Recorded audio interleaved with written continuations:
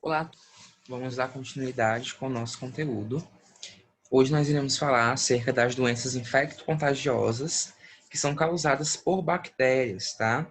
Lembre que na nossa aula anterior nós comentamos que as doenças, as infecções, né, para ser mais objetivo, elas podem ser causadas por vírus, bactérias, fungos e ou protozoários, tá certo?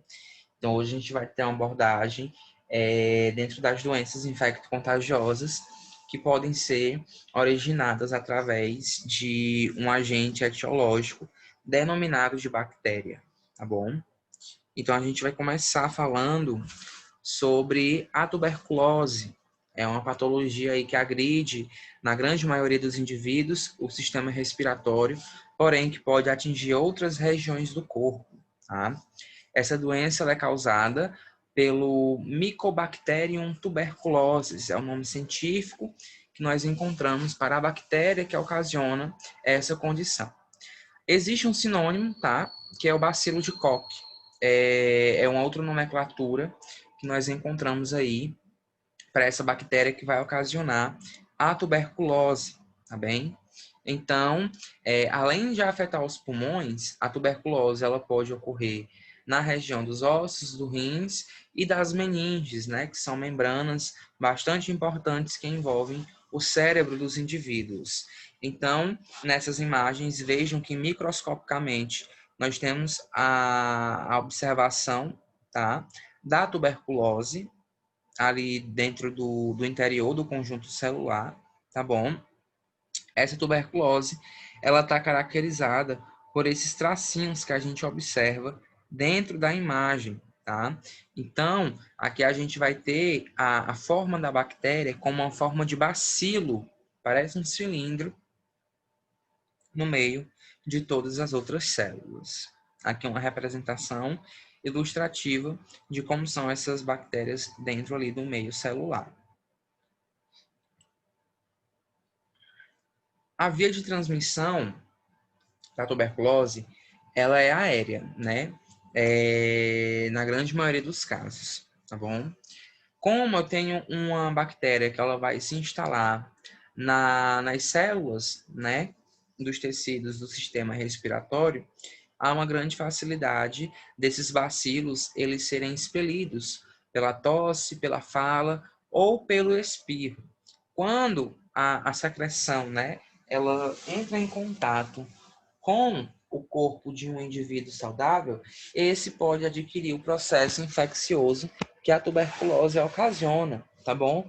Então, tem como passar a tuberculose de uma pessoa para outra só através ali das secreções salivares que o indivíduo pode expelir durante esses processos que foram citados, tá bem? É claro que se você estiver na presença de um tuberculoso, você não vai pegar tuberculose. É necessária aí a inalação, né, dessas secreções que podem ser expelidas juntamente com os bacilos dentro delas. Como a gente consegue ver nessa imagem, uma pessoa ali espirrando, por exemplo, né, e as gotículas entrando na via respiratória de um outro indivíduo. Dentro das gotículas, a gente tem a presença das bactérias, da bactéria, né, que vai ocasionar tuberculose. Então, dessa forma, a inalação ocorre e o processo infeccioso vai acontecer. Então, a questão da infecção pela tuberculose, ela vai acontecer de forma que essas gotículas que são inaladas, elas fiquem presas, né, na região do trato respiratório superior, que é onde a gente vai compreender o nariz e a região da garganta, a região ali da faringe, tá bom? Nesse local, é muito improvável que ocorra infecção. Porém, quando esses bacilos, quando a bactéria atinge a região dos alvéolos pulmonares, que são pequenos sacos que a gente encontra no interior dos pulmões, né? Os alvéolos que formam os pulmões, na verdade, eles são responsáveis por realizar a troca gasosa, mandar oxigênio para o sangue, para que ele possa circular por todas as outras regiões do corpo, tá bom? Então, quando esses bacilos atingem o alvéolo, eles rapidamente vão ocasionar uma resposta inflamatória, tá? E aí, dentro disso, o indivíduo começa a manifestar algum sintoma por conta da tuberculose, né, já ali instalada. Então, para que aconteça essa resposta, o período de incubação da tuberculose ele já deve ter acontecido, tá? A primo-infecção tuberculosa sem doença significa que os bacilos estão no corpo da pessoa, mas o sistema imunológico os está mantendo sob controle. Então, pode acontecer esse caso na tuberculose, né, do sistema imunológico, ele conseguir reverter ali a situação da pessoa que tem um contato com o Mycobacterium tuberculosis. O sistema imunológico vai conseguir reverter a situação de infecção presente naquele local. Então vejam que aqui a gente tem, né, o exemplo de como acontece todo esse processo. Aqui nós temos o alvéolo pulmonar, que é responsável pela troca gasosa. Dentro do alvéolo, aqui é a região do bacilo, certo? Que no caso é o agente ali infeccioso. E aqui é a região do capilar, tá bem? Então, o que é que vai acontecer dentro desse processo? Vai haver um processo de fagocitose, né? Onde a gente vai ter ali uma divisão dessas células de forma acentuada. Então, esse crescimento acentuado que acontece através dessas células faz com que o organismo desenvolva um mecanismo de defesa, tá bom? Esse mecanismo de defesa ele vai ser totalmente ineficiente, pois muitas vezes as bactérias elas atingem a parede dos capilares dos vasos sanguíneos, né? Ocasionam essa danificação, fazendo com que essa bactéria ela possa chegar em outras regiões do corpo, como o rim e a região das meninges, que eu citei para vocês anteriormente, tá bem? Então, a principal característica que a gente vai ter dentro da tuberculose é a presença de cavitações, né, que são geradas dentro do pulmão do indivíduo. Então, as bactérias elas começam a corroer, a danificar a parede do alvéolo. Isso, numa imagem radiológica, se nós fôssemos avaliar, seria mostrado através de uma cavitação dentro do pulmão do indivíduo, tá? Então, é um dos sinais clínicos que podem ser observados aí nos exames de imagem, tá bom? É a presença dessas cavitações no interior dos pulmões. Aqui os sintomas da tuberculose. O sintoma mais comum que a gente tem é tosse crônica, né? Muitas vezes acompanhada com a presença de sangue, suor noturno, também, normalmente às 23 horas ou após esse horário, as pessoas elas tendem a suar mais. Cansaço, tá certo. Febre, resposta aí, inflamatória, né, da infecção. Perda de peso, falta de apetite e dor no peito, né, principalmente no local, no pulmão, a qual está havendo ali o processo de infestação, né, de infecção, perdão. Então, como acontece o diagnóstico da tuberculose? Existem exames específicos, né, onde é feita a coleta de saliva, do escarro, no caso, e temos os exames aí diagnósticos de imagem, que também funcionam para o diagnóstico desta doença. Então, a baciloscopia do escarro nada mais é do que o exame do escarro, onde o indivíduo ele vai escarrar, né? Vai colocar o máximo de esforço possível para que o catarro, a saliva, a secreção que está ali na região pulmonar, ela possa sair, né? Ela possa ser examinada para ser procurado esses bacilos de Koch dentro dessas estruturas, tá bom? Então, a grande maioria das vezes é lá na árvore brônquica que nós encontramos a presença do material do escarro em maior quantidade. Então, após o esforço da tosse, né, após o paciente forçar o escarro, a gente vai ter ali a questão do escarro, né, do muco, saindo para o exterior, e ele poderá ser ali avaliado para ver se há a presença desses bacilos. Para o diagnóstico da tuberculose, a gente tem ali exames bacteriológicos e exames de imagem. Dentro da classificação de testes bacteriológicos, a gente tem a baciloscopia, que é a que nós acabamos de falar, o teste rápido molecular para a tuberculose e a cultura para micobactéria, tá bom? Dentro dos exames de imagem, a qual a gente caracteriza como exame complementar, a gente vai ter a realização de radiografias do tórax, né? São exames de alta eficiência para a investigação da tuberculose. Esse exame de baciloscopia do escarro, ele só pode ser solicitado, né? Só deve ser realizado em pacientes que tossirem por 2 ou 3 semanas, né? No caso, é o paciente sintomático respiratório, ou seja, ele já apresenta sintomas do sistema respiratório, como a tosse, suspeita clínica ou radiológica de tuberculose pulmonar, independentemente do tempo de tosse. Então, não é obrigado a pessoa tossir para ter tuberculose, tá? Tem pessoas que dificilmente tossem. Suspeita clínica de tuberculose em sítios extrapulmonares, ou seja, quando fora dos pulmões ainda pode-se observar a presença de tuberculose. Lembra que eu disse que ela pode atingir o cérebro, né, a região dos rins. Então, sendo feita a pesquisa nessas regiões, pode-se identificar já o grau de tuberculose que atinge os pulmões. Então, aqui uma baciloscopia. Nessa imagem, nós conseguimos observar os bacilos de Koch, né? Ó, esses mais arroxeados, né? Em forma de linha. Então, isso aqui são os bacilos de Koch, tá? E promovem aí a tuberculose.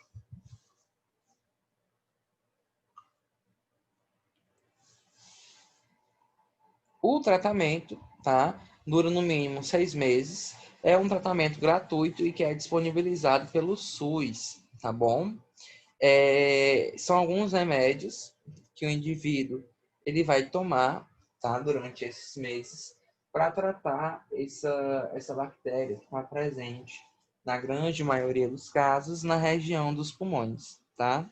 Então a gente tem a rifampicina, tem a isoniazida, tem a pirazinamida e o etambutol. São os exames, os remédios, os fármacos utilizados para o tratamento da tuberculose. Então, a maior e a principal maneira de prevenção da tuberculose é a imunização, né? É a vacinação com a BCG, tá bom? Onde é uma vacina que ela é ofertada gratuitamente, né? Nos postos de saúde e nos hospitais. Todas as pessoas têm acesso a essa vacina, tá bom? Que ela deve ser dada na criança assim que ela nasce, tá? E no máximo até os 4 anos, tá? Para que a criança ela seja imunizada e não venha a desenvolver esse tipo de acometimento. Então, a vacina da BCG, ela protege a criança das formas mais graves da doença, como a tuberculose miliar e a meningia, tá bom? A meningia é aquela que consegue chegar até a região das meninges cerebrais, tá bom? Outra maneira de prevenir a doença é a avaliação de contatos de pessoas com tuberculose. Então, se você sabe que uma pessoa tem tuberculose, ou se aquela pessoa acha que está, o distanciamento é a melhor forma de prevenção. É você não ter contato com o indivíduo para que não sejam ocasionados aí problemas futuros, tá bom?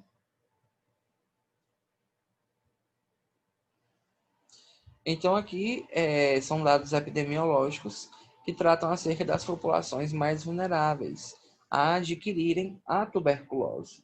Então, a população mais vulnerável fica sendo aí o pessoal indígena, certo? Depois, pessoas privadas de liberdade, que no caso são presos. Pessoas que vivem com HIV e AIDS, tem também aí um fator de risco quanto até a tuberculose. E pessoas em situação de rua também correm aí esse grande risco, tá certo? Então aqui, né, uma campanha publicitária onde ela nos diz: redução do número de fumantes é avanço contra a tuberculose. Então existem algumas substâncias no cigarro que podem ocasionar a tuberculose. Lembra que o cigarro é um conjunto de várias toxinas e cada toxina ali tem uma agressividade específica em uma determinada região do corpo. No caso aqui a gente já vê que envolve também a parte da tuberculose.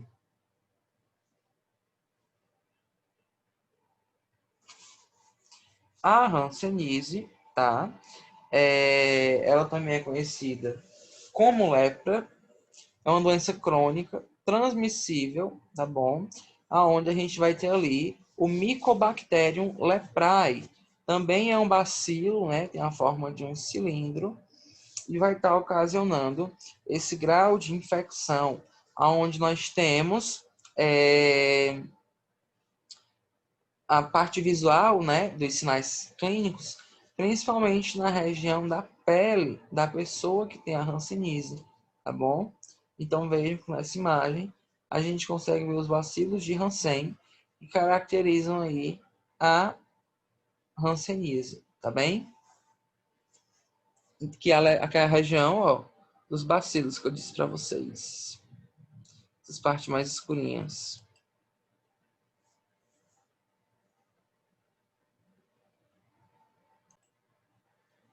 Então, a forma de transmissão da hanseníase é semelhante à da tuberculose, né? Eu tenho uma pessoa que está infectada e ela começa a eliminar o bacilo de Hansen, tá? Para o meio exterior. E aí ela vai infectar pessoas saudáveis, tá bom?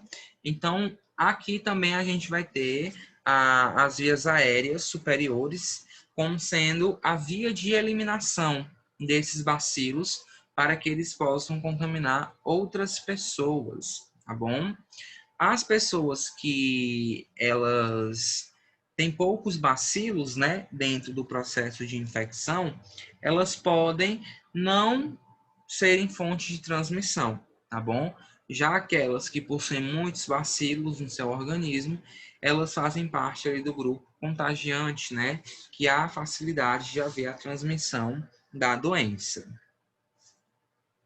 Então, ó, é dessa forma que se pega a hanseníase, né? Através das vias ali respiratórias, e o convívio prolongado também pode facilitar, né, a questão da transmissão. Então, a infecção por hanseníase, ela pode acontecer tanto em homens como em mulheres e em qualquer idade, tá certo? Porém, é preciso que haja um longo período de exposição à bactéria para que ela consiga infectar o indivíduo, tá bom? Então, aqui alguns tipos, né, de hanseníase quanto ao visual, a característica que ela vai ter na pele do indivíduo, tá bom? Então, vê que se assemelha mesmo a uma ferida que começa a se desenvolver por todas as regiões do corpo da pessoa, sem ter um local específico. Os sintomas, né, e os sinais da hanseníase são os seguintes: lesões, né, manchas na área da pele, onde a gente pode ter ali a alteração da sensibilidade térmica, o indivíduo pode sentir dor quando for tocado naquele local. Comprometimento dos nervos periféricos, né, que são aqueles que levam sensibilidade para a região das pernas e dos braços. Áreas com diminuição dos pelos e do suor, então normalmente é uma queda de pelos no local onde a ferida, né, que é ocasionada pela hanseníase. Áreas do corpo com sensação de formigamento e ou fisgadas, é justamente bem em cima do local onde existe ali a questão da ferida. Diminuição e ou ausência da força muscular na face, mãos e pés. E caroços, né, a presença de nódulos no corpo, que normalmente tem uma característica avermelhada e o indivíduo ele sente dor, tá? Quando ele tem aí esse tipo de sinal, né, da hanseníase. Então, tá, observem que ela pode se caracterizar tanto por essas feridas, como pela questão dos caroços, né, dos nódulos que podem surgir na região do corpo do indivíduo. Aqui é a forma de tratamento para a hanseníase, certo? O indivíduo tem esse ciclo de remédios que deve ser tomado a fim de tratá-lo, tá bom? A questão, né, do diagnóstico, na maioria dos casos, só acontece quando a doença ela já é visível, né? Já se consegue ver as alterações no corpo da pessoa, a presença de feridas, a presença de nódulos, tá bom? Então, quanto mais cedo se observa a alteração e quanto mais cedo se trata, melhor é aí a reabilitação do indivíduo. A difteria é uma outra patologia que a gente encontra voltada aí à transmissão, né, bacteriana. Ela é ocasionada pela Corynebacterium diphtheriae, tá bom? É uma doença transmissível, uma doença que atinge ali a região do sistema oral e respiratório, tá bom? Atinge a região das amígdalas, da faringe, da laringe, do nariz, tá? A região de pele, da mucosa.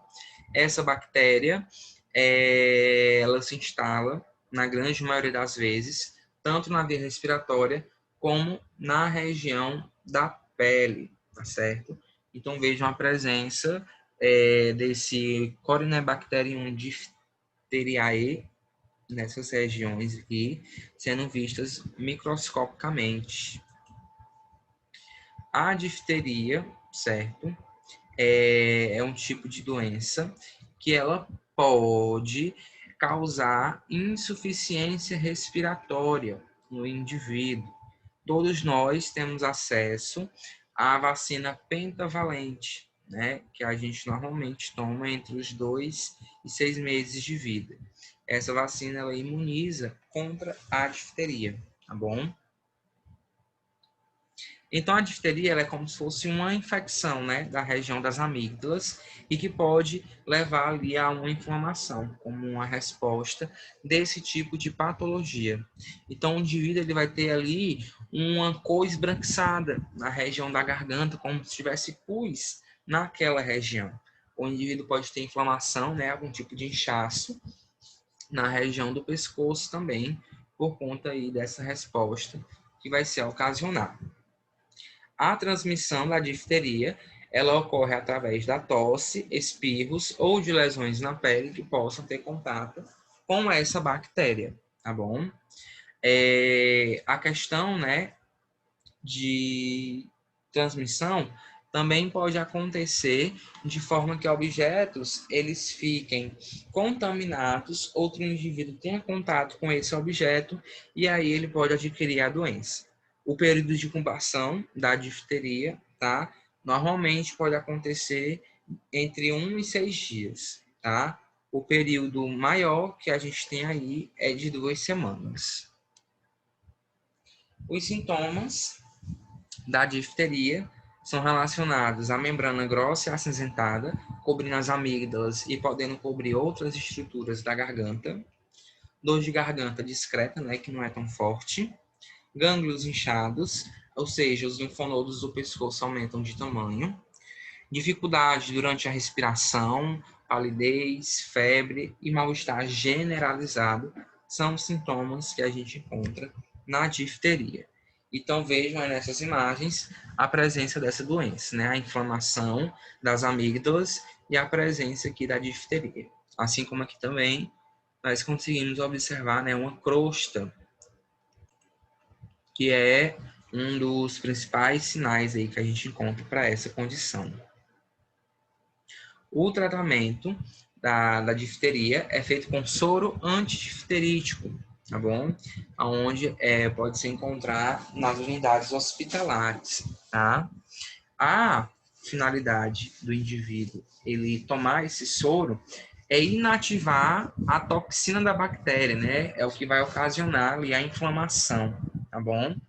A difteria, se ela não for tratada corretamente, né, em um tempo hábil, o indivíduo pode ter algumas complicações, como insuficiência respiratória, problemas cardíacos, problemas neurológicos e insuficiência dos rins. A coqueluche é uma infecção respiratória, tá? Também transmissível. É uma bactéria que a gente encontra em todo o mundo. A principal característica é a crise de tosse seca que o indivíduo ele pode ter, tá bom? Quando essa doença ela atinge crianças menores de 6 meses, ela pode até matar o indivíduo, tá? Pela grande agressividade que ela vai ter dentro do sistema. Os principais fatores de risco para adquirir a coqueluche estão relacionados à falta de vacinação, tá bom? Então, tem vacina para coqueluche, é disponível para todas as pessoas. Na criança, a imunidade, né, a vacinação à doença, é adquirida quando elas tomam as 3 doses da vacina, sendo necessária a realização dos reforços aos 15 meses e aos 4 anos de idade. Pode ser que o adulto, mesmo tendo sido vacinado quando bebê, fique suscetível novamente à doença, porque a vacina pode perder efeito com o passar do tempo. Então, por isso aí, a importância de várias doses durante um determinado período de tempo, para que o corpo ele não fique tão suscetível a esses organismos, a essa bactéria.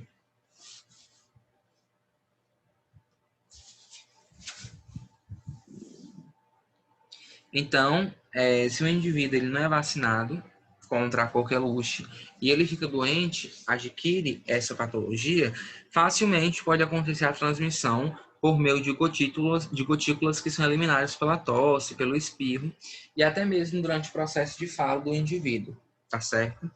Em alguns casos, a gente pode ter a questão da incubação, né,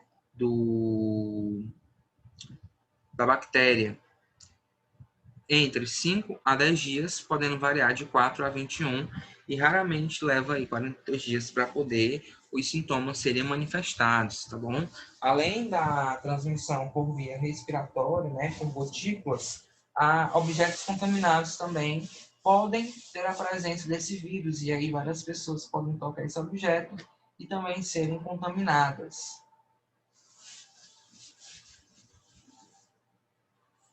Os sintomas da coqueluche, né, envolvem aí coriza, que é o escorrimento no nariz, febre baixa, tosse leve e a questão da apneia, né, dificuldades respiratórias.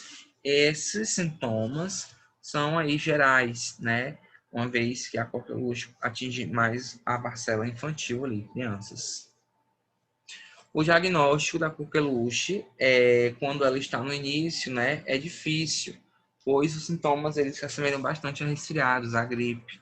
A tosse seca é o principal indicativo da coqueluche. Mesmo assim, deve ser feito outros procedimentos para identificar essa lesão. Então, coleta de material de nasofaringe para cultura, PCR em tempo real, exames, né, como hemograma e raio-x de tórax podem dar uma boa evidência dessa condição na região ali das vias respiratórias do indivíduo. A vacinação, né, da coqueluche, ela é aplicada de crianças que têm até 6 anos, 11 meses e 29 dias, tá bom? O Sistema Único de Saúde, ele também oferta vacinas específicas para gestantes e profissionais da saúde que trabalham dentro das unidades neonatal, tá bom? E o indivíduo ele vai se tornar imune em 2 situações, né? Ao adquirir a doença, ele pode ficar imune, mas não é uma imunidade permanente, ela é duradoura. E pela vacina de no mínimo 3 doses com a pentavalente, o indivíduo já pode ali ter o organismo mais ativo para evitar esses tipos de infecções, tá? Então, aqui a Anvisa, junto com o Ministério da Saúde, ele nos traz um cartaz sobre a questão da precaução, né? Para que o indivíduo ele evite a contaminação através de gotículas, que podem ocasionar essas doenças que nós estamos conversando. Então, a higienização das mãos, o uso de máscara cirúrgica para profissionais e para pacientes que estão sendo transportados de um canto para outro, quarto privativo, podem aí prevenir infecções que possam passar de uma pessoa para outra. A indicação, né, para essa higienização das mãos, uso de máscaras, quarto privativo, é para pacientes que possuem meningites bacterianas, coqueluche, difteria, cachumba, influenza, rubéola e várias outras doenças que podem ser transmitidas de uma pessoa para outra, tá bom? Quando não houver disponibilidade de um quarto privativo, o paciente pode ser internado com outros infectados pelo mesmo micro-organismo, tendo ali uma distância entre uma pessoa e outra. O transporte do paciente deve ser evitado, mas, quando necessário, ele deverá utilizar máscara cirúrgica para que evite aí a disseminação dessa bactéria para o ambiente e que chegue até outras pessoas saudáveis. A sífilis, né, é uma infecção sexualmente transmitível, ou uma DST, que é a doença sexualmente transmitível. Ela é ocasionada, né, por uma bactéria, porém ela é curável, né? Existe a cura para a sífilis. Ela é causada pelo treponema pallidum, tá bom? Dessa forma, a gente pode ter diversos tipos de sífilis. Nós temos a sífilis primária, que é aquela que se manifesta apenas através de feridas. A gente tem a sífilis secundária, tá? Que ela se apresenta na forma de erupções cutâneas. A gente tem um indivíduo com várias manchas no corpo. E a sífilis terciária é aquela que já vai ocasionar ali algum tipo de dano nos órgãos. Então, o indivíduo vai ter problemas degenerativos no processo fisiológico de todos os outros órgãos, tá bom? Nos estágios primário e secundário da infecção por sífilis, a possibilidade de transmissão é maior, tá? É uma doença que ela pode ser transmitida através de relações sexuais sem camisinha com uma pessoa infectada, tá? E uma mãe que tem a sífilis, ela pode passar para uma criança caso ela nasça ali no parto normal, tá bom? Então, o uso correto e regular da camisinha feminina e masculina é a medida mais importante para prevenir a sífilis e qualquer outra IST, tá? O acompanhamento, né, das gestantes no período de pré-natal também é muito importante para ter ali, né, a confirmação de que a mulher realmente está saudável e que não pode transmitir essa bactéria para o seu filho, né, que ainda está lá na região da placenta, na região do útero. Então, aqui, né, mostrando como utilizar o preservativo, a forma masculina e a forma feminina. Lembrando que é muito importante, né, que os dois façam a utilização, isso para evitar a questão das STs, certo? Que podem acometer ali um indivíduo. Então, HIV, hepatites virais, a sífilis, a gonorreia, são doenças que podem ser evitadas com o uso do preservativo da camisinha, tá certo? A gente vê que tem um ponto aqui interessante, que ele diz que o gel lubrificante deve ser utilizado juntamente com o preservativo para evitar a danificação do mesmo durante o ato sexual, durante a relação sexual, tá certo? Então vejam aí, né, ilustrando a forma como se deve utilizar a camisinha e como deve ser feito também o resgate da mesma. O descarte, perdão. Então aqui é a sífilis, né, primária, na região ali do órgão genital, se apresentando como uma ferida. A secundária, o indivíduo tem algumas erupções no corpo. A terciária, certo? Já vai causar ali uma ferida bem mais grave. E a congênita, né? Que passa ali de mãe para filho durante o ato do parto. A sífilis primária, tá? Ela vai ter a presença de uma ferida indolor no local da infecção. Geralmente aparece na região genital ou nas regiões onde houve a interação, né, com o órgão genital que estava contaminado. A sífilis secundária, os sinais e sintomas aparecem entre 6 semanas e 6 meses do aparecimento, tá bom? E cicatrização da ferida inicial. Pode ocorrer manchas no corpo que geralmente não coçam, incluindo palmas das mãos ou nos pés. Essas lesões são ricas em bactérias. A sífilis terciária, ela pode surgir de 2 a 40 anos. Então vejam que para a sífilis terciária, o período de incubação ele tende a ser bem maior, do que da sífilis primária. E na sífilis latente, não aparecem sinais ou sintomas, sendo o diagnóstico realizado apenas por testes imunológicos. Então, normalmente é uma pessoa assintomática, mas que tem a doença dentro do seu organismo. O teste rápido da sífilis, ele é disponibilizado pelo SUS, certo? É a principal forma de diagnóstico da sífilis. Caso o indivíduo tenha, a melhor forma de tratamento é a utilização da Bezentacil, né? Aquela injeção que todo mundo tem medo de tomar porque dói. Então, quando se tem a sífilis, faz-se o tratamento com a injeção de Bezentacil, tá bom? A gonorreia, também uma doença que entra na classificação de ISTs ou DSTs, é uma doença que é ocasionada pela Neisseria gonorrhoeae, tá? Que é conhecido também como gonococo. Qualquer indivíduo que tenha qualquer prática sexual pode contrair a gonorreia, tá bem? Então, é uma doença que é transmitida durante a relação sexual. Aqui, a gonorreia ela pode ser transmitida por via oral, vaginal ou anal, tá bom? Por isso a importância do uso de preservativo. Essa bactéria ela costuma se proliferar em regiões quentes e úmidas do corpo, incluindo o canal que leva a urina para fora do corpo e a região da uretra. A gonorreia, pode ser encontrado na região do sistema reprodutor feminino, também atingindo a região das tubas uterinas, do útero e do colo do útero, tá bom? Os sintomas da gonorreia no homem aparecem na região do pênis, tá bom? Sendo dor e ardência ao urinar, secreção abundante de pus pela uretra, dor ou inchaço em um dos testículos. Na mulher, a gente vai ter um aumento no corrimento vaginal, que passa a ter cor amarelada e odor desagradável, dor e ardência ao urinar, sangramento que esteja fora do período menstrual, dor abdominal e pélvica.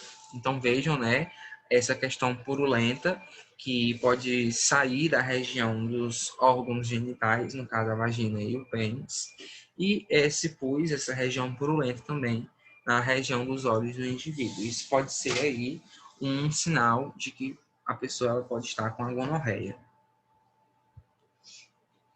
Então, os tipos de tratamento da gonorreia se objetivam de duas formas, que é curar a infecção do indivíduo e interromper a cadeia de transmissão da doença, pois uma pessoa com gonorreia ela pode sair passando para várias pessoas, tá certo? Então, o uso de preservativos na relação sexual é o melhor meio para se prevenir a gonorreia, tá bom? Isso em qualquer,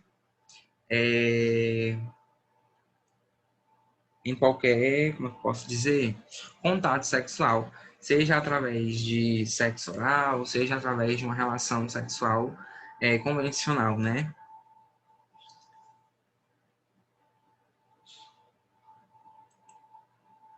Vamos conversar sobre uma doença de grande problema de saúde pública no Brasil, que é a tuberculose.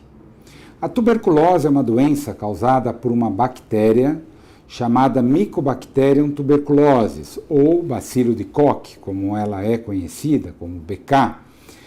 É uma doença que acomete principalmente os pulmões. Uma doença grave, porém pode acometer qualquer órgão do corpo.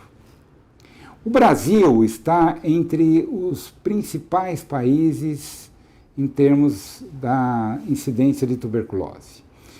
Ocorrem anualmente cerca de 70 mil casos no Brasil. E, infelizmente, ainda a tuberculose é uma doença que mata cerca de entre 4 e 5 mil brasileiros anualmente. Então, é uma doença muito importante. No mundo, principalmente a China e a Índia, são países onde concentram um grande número de pacientes com tuberculose. O problema, e que também nos deixa extremamente chateados, é que é uma doença curável.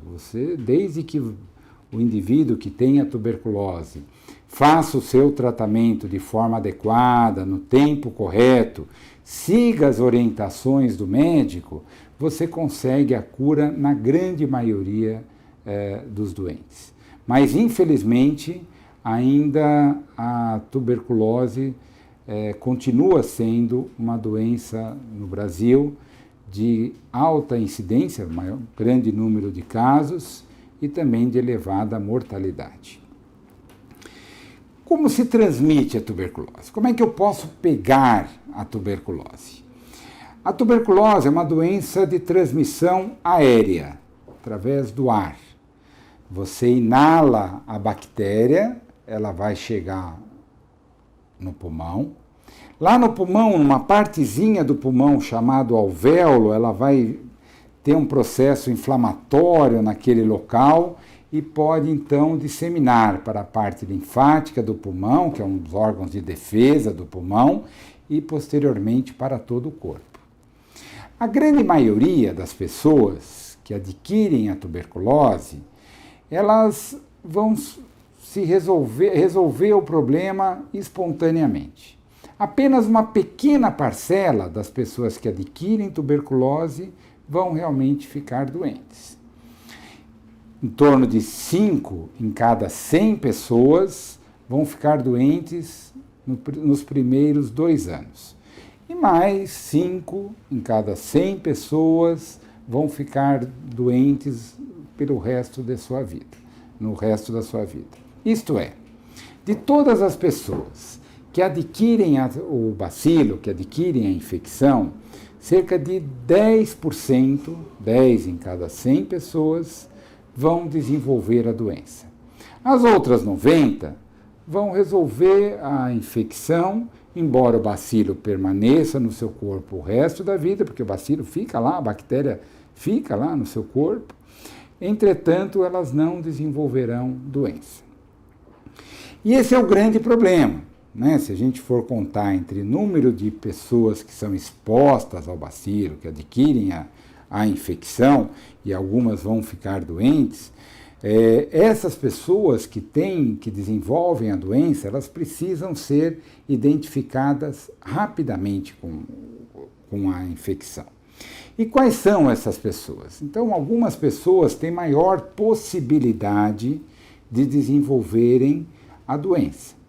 Principalmente, pessoas que não se alimentam bem, desnutridas, pessoas que são usuárias de álcool, os alcoólatras, porque eles ficam desnutridos e o efeito do álcool também no corpo leva a maior possibilidade de você desenvolver uma doença como a tuberculose. Pessoas que são imunodeprimidas, que têm as respostas do corpo, a resposta imunológica diminuída. A exemplo daqueles pacientes que têm infecção pelo HIV, pacientes com AIDS, têm uma chance enorme de desenvolverem tuberculose. Mas vamos lembrar que a tuberculose é uma doença relacionada diretamente com as condições de vida, com a desigualdade social. É uma doença que atinge principalmente regiões urbanas, aglomerados populacionais, por isso o maior número de pacientes com tuberculose estão em más condições de vida, de moradia principalmente, em aglomerados, a exemplo de favelas, regiões infelizmente mal assistidas do ponto de vista de infraestrutura e, consequentemente, como é uma doença de transmissão aérea, existe uma maior facilidade de transmissão dessa infecção. Muito bem. Como é que eu sei que eu estou com tuberculose? Como é que é o quadro clínico da tuberculose? O principal sintoma que chama atenção para alguém procurar um médico, que deve pensar em tuberculose, é a presença de tosse por mais de 2 ou 3 semanas. Se você tem tosse por esse período, deve procurar o médico imediatamente para tentar identificar a causa dessa tosse. Por que você está com tosse por tanto período? E às vezes você passou por um quadro, um resfriado, um quadro gripal, mal-estar, mas aquela tosse fica persistente. Tem alguma coisa errada. Tosse por mais de 2 semanas, tem que acender uma luzinha vermelha que você deve procurar uma assistência médica para conversar com um médico para saber seus sintomas, se tem alguma outra coisa associada.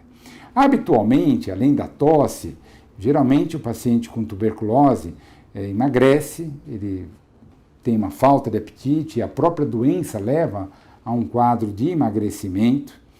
Sudorese noturna, ele acorda com o pijama molhado pela manhã. Esse é um outro sintoma, porque habitualmente ele tem uma febre de menor grau, às vezes nem identifica essa febre, mas é uma indisposição no final da tarde, e à noite ele vai ter uma sudorese mais importante, e isso são sinais e sintomas que muitas vezes acompanham um paciente com tuberculose.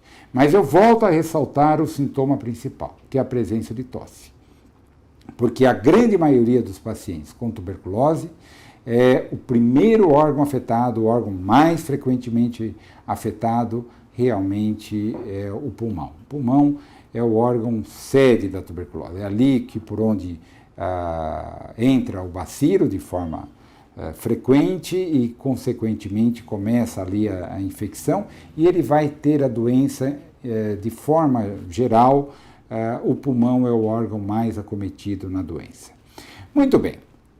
A partir do momento que você tem esses sintomas e procura o médico para tentar saber por que você está com essa tosse mantida, esse emagrecimento, esse sudorese noturna, que alguma coisa não está bem, estou mais indisposto, mais cansado, como é que você faz o diagnóstico de tuberculose? Como é que você tem certeza que você realmente está com tuberculose e não está com um outro problema?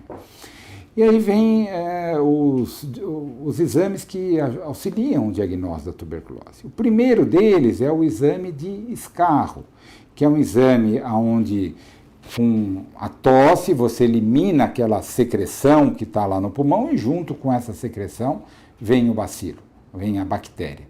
E aí você faz um exame numa lâmina e identifica realmente o bacilo através de um método de coloração. Um outro exame importante é o próprio raio-x de tórax, um exame simples, que você consegue fazer sem muita dificuldade. O raio-x, se for uma tuberculose pulmonar, que é a mais frequente, você encontra uma imagem compatível com tuberculose, que geralmente acomete principalmente as partes superiores do pulmão, principalmente no pulmão direito. Existem outros exames mais sofisticados, mas que, em geral, com o exame do bacilo, do escarro, mais o raio-x de tórax, geralmente você reconhece essa doença no quadro pulmonar, que é o mais importante. Para que você também saiba se você teve a infecção ou não, existe um teste, que é uma prova chamada prova tuberculínica, na qual você injeta na região intradérmica da pele uma quantidade pequena de algumas proteínas da bactéria, e depois você tem uma leitura através de um nódulo para saber se você teve ou não a infecção pela tuberculose. Embora o teste tuberculínico, o PPD, ele é um exame que não te diz que você tem a doença, e sim que você teve contato com o bacilo e montou uma resposta contra essa bactéria, contra esse bacilo, mas não que você seja doente. Para que realmente determinar se você é ou não doente, você precisa ter uma avaliação médica, fazer esses principais exames ou outros que forem necessários em relação ao diagnóstico da tuberculose. Em todo paciente que tenha tuberculose, em geral, a gente também pesquisa outros problemas, que isso envolve a própria infecção pelo HIV, o vírus da AIDS, pela frequência muito grande que muitas vezes essas duas infecções estão associadas. Tanto uma como outra diminui a resposta do organismo à imunidade e favorecem a propagação, o desenvolvimento da doença por essas infecções. Fez o diagnóstico, como fazemos o tratamento? O tratamento é um tratamento que, em geral, ele é um tratamento longo, por 6 meses. Inicialmente, por 2 meses, você toma um conjunto de medicamentos. O tratamento é gratuito, você recebe essa medicação no centro de saúde, no local onde você vai estar acompanhado. Então, não há pagamento por esse tratamento. Então, inicialmente, são 4 comprimidos que você toma. Em cada comprimido desses tem 4 substâncias, 4 medicamentos que vão ter atividade para tuberculose. Veja a importância disso. Então, você toma 4 comprimidos. Em geral, você toma esses 4 comprimidos em jejum para facilitar a absorção. Então, geralmente, nos primeiro horário da manhã, quando você acorda, toma os 4 comprimidos, espera um período para que você se alimente, para que o medicamento realmente seja bem absorvido.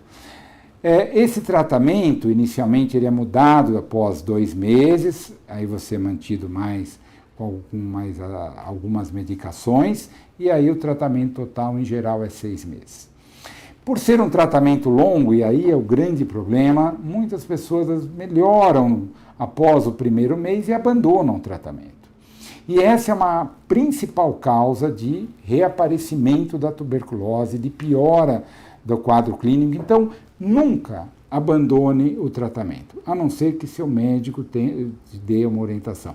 Se está tendo algum sintoma, muitas vezes tomando remédio, ou tem algum enjoo, ânsia, indisposição, procure o seu médico, mas não abandone o tratamento por conta própria. Esse é um grave problema. E o tratamento é a principal medida também para a prevenção. Como é que tratando eu previno a transmissão para outras pessoas? Exatamente isso.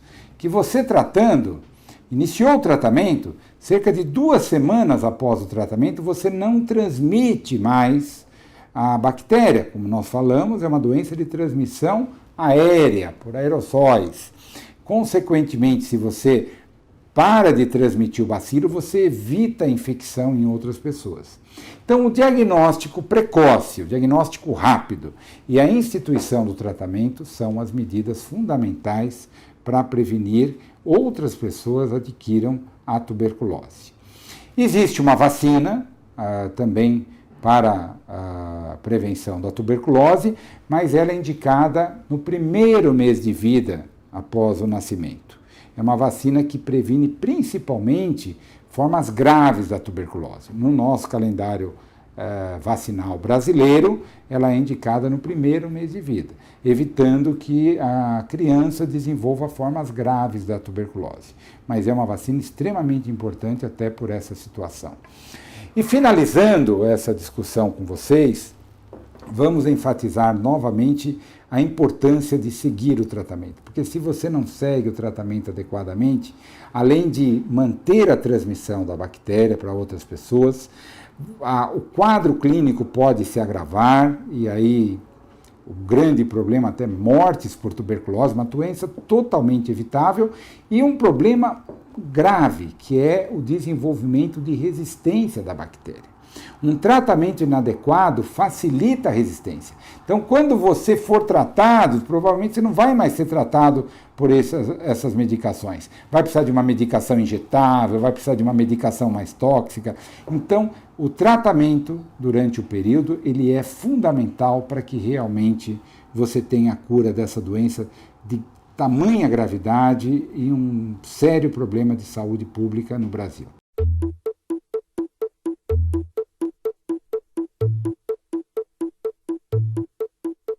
O pulso ainda pulsa.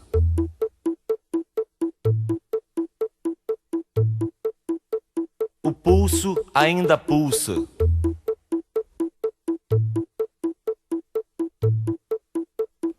Peste bubônica, câncer, pneumonia. Raiva, rubéola, tuberculose, anemia. Rancor, cisticircose, cachumba, difteria.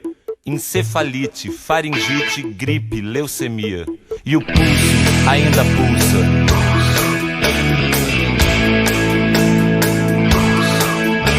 O pulso ainda pulsa.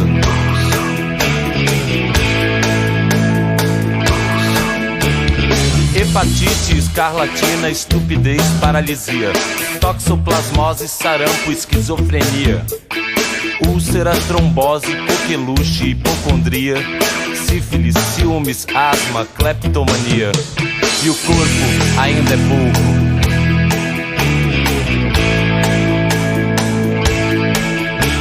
O corpo ainda é pouco.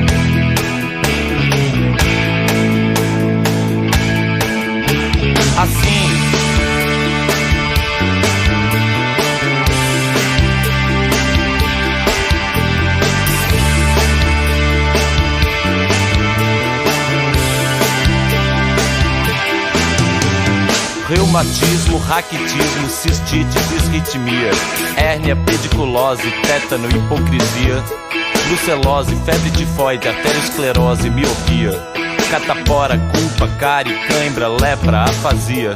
O pulso ainda pulsa.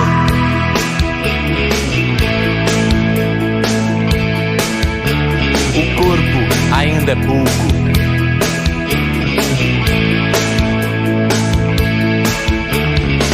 Ainda pulsa.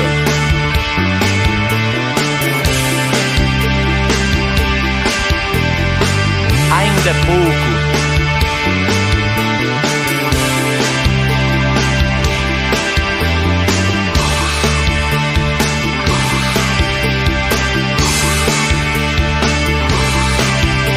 Assim. Pulso. Pulso. Pulso. Pulso. Pulso.